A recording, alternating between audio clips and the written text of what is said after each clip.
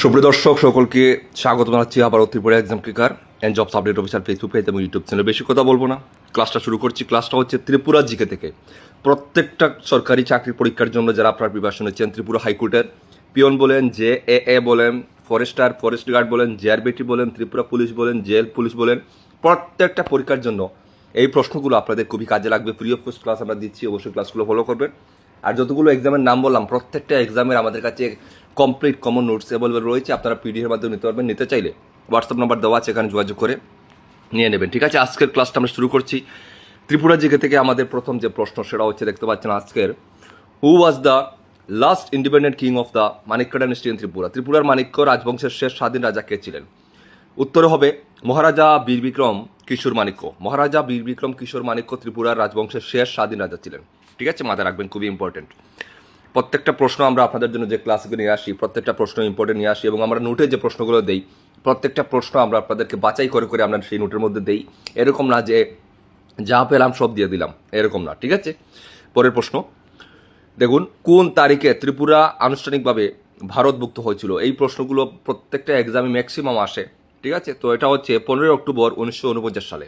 15 October 1949 সালে ত্রিপুরা আনুষ্ঠানিকভাবে ভারতভুক্ত হয়েছিল। পরের প্রশ্ন হচ্ছে, ত্রিপুরা পূর্ণাঙ্গ রাজ্যের মর্যাদা পাওয়ার পর প্রথম রাজ্যপাল কে ছিলেন?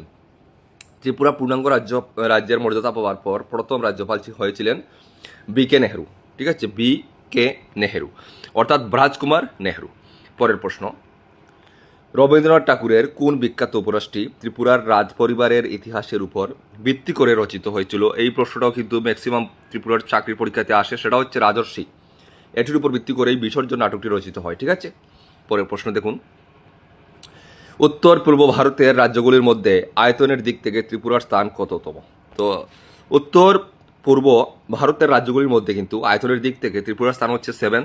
ঠিক আছে, সিকিম হচ্ছে স্মলেস্ট, ত্রিপুরা হচ্ছে সেকেন্ড স্মলেস্ট, অর্থাৎ সপ্তম, দ্বিতীয় ক্ষুদ্রতম, মাথায় রাখবেন। ঠিক আছে, পরের প্রশ্ন দেখুন, which river is known as the lifeline of Tripura? কোন নদীটিকে ত্রিপুরার জীবনরেখা বলা হয়? সেটা হচ্ছে মনু নদী। ঠিক আছে, মনু নদী।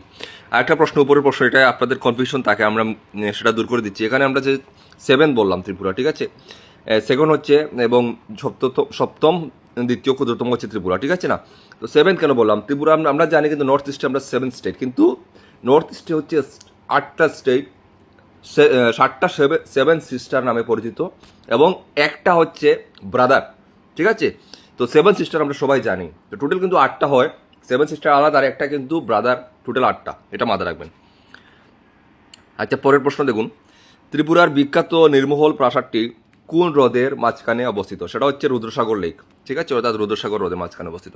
পরের প্রশ্ন, ত্রিপুরার কোন পাহাড়ের পাথরের খোদাই করা মূর্তিসমূহকে উত্তর পূর্ব ভারতের আঙ্কর ভাট বলা হয়? ভেরি ইম্পর্টেন্ট, সেটা হচ্ছে ঊনকোটি। ঠিক আছে, ঊনকোটি। পরের প্রশ্ন, বর্তমানে ত্রিপুরায় মোট কয়টি জেলা এবং কয়টি মহকুমা রয়েছে? তো উত্তর হচ্ছে 8টি জেলা রয়েছে এবং 23টি সাব ডিভিশন রয়েছে। ঠিক আছে, এটাও কিন্তু ম্যাক্সিমাম পরীক্ষাতে আপনাদের জিজ্ঞেস করা হয়। পরের প্রশ্ন, ত্রিপুরার ঐতিহ্যবাহী কার্চি পূজা কতজন দেবদেবীর উদ্দেশ্যে উৎসর্গ করা হয়? সেটা হচ্ছে 14 জন। ঠিক আছে, 14 জন। নেক্সট, 1948 সালে ত্রিপুরার বিখ্যাত কৃষক বিদ্রোহটি কি নামে পরিচিত? সেটা হচ্ছে গোলাঘাটি কৃষক বিদ্রোহ। ঠিক আছে, গোলাঘাটি কৃষক বিদ্রোহ নামে পরিচিত।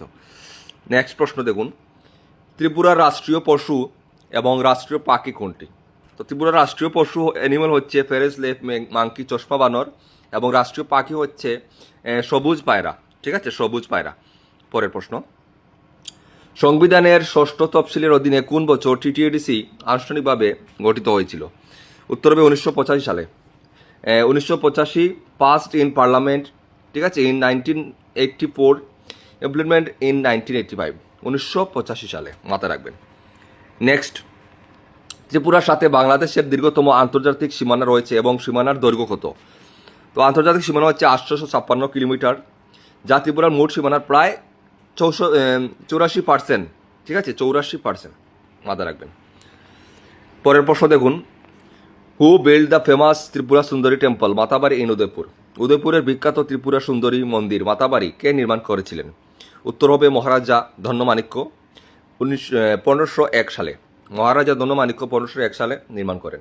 সুপ্রিয় দর্শক, আমরা যে নোটসগুলো আপনাদেরকে প্রোভাইড করি, শুধু নোটস না, আমরা নোটস নেওয়ার পরে আপনাদেরকে আমাদের যে ইম্পর্টেন্ট গ্রুপ রয়েছে সেটাতে আমরা অ্যাড করি, যেখানে যে পরীক্ষার নোট নেবেন সেটাতে আমরা গ্রুপে আপনাদেরকে আলাদা আলাদা গ্রুপ আছে, সেগুলোতে আমরা অ্যাড করি, যেখানে পরীক্ষার আগে পর্যন্ত আমরা আপনাদেরকে গাইডেন্স দেবো, পরীক্ষার প্রিপারেশন করাবো, আরও ইম্পর্টেন্ট নোটস প্রোভাইড করবো ইত্যাদি। ঠিক আছে, শুধু নোটই আমরা সীমাবদ্ধ নয়।